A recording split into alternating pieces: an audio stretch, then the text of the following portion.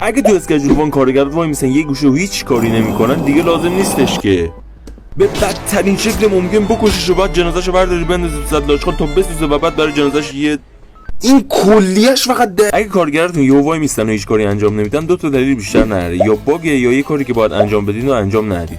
برای اینکه بفهمید باگه یا نه باید چند تا چیز رو بررسی کنید. اولین چیزی که باید بررسی بشه صندوق حقوق کارگرتون است. خیلی وقت شما یادمون میره حقوقشون رو بدین، میرن یه گوشه وای میستن و هیچ کاری نمیکنن. تازه اگه خودشون هم بپرسی بهتون میگن که من حقوق امروزمو دریافت نکردم. دومین چیزی که باید بررسی کنید اینه که ببینید بهش تخت دادید یا نه. اگه نداده باشید دوباره وای میستن یه گوشه و هیچ کاری نمیکنن. سومین و آخرین چیزی که باید بررسی کنید اینه که بسته به اون مهارتی که کارگرتون داره و یا اون کاری که براش استخدامش کردید، اینه که بهش قفسه و مقصدها رو براش تعیین کرده باشید. ولی اگه این کارو نکنید میرن یه گوشه وای میستن و هیچ کاری نمیکنن. ولی اگه زبانتون خوبه یه راه ساده‌تر هم وجود داره. مستقیم میتونید از خودشون بپرسید که چرا وایسادن و هیچ کاری نمیکنن و اونا هم بهتون توضیح میدن. اما اگه به خاطر باگ وایسادن و هیچ کاری نکردن چی؟ اینو تو شورت ویدیوی بعدی توضیح میدم. ولی فکر کنم الان فهمیدی که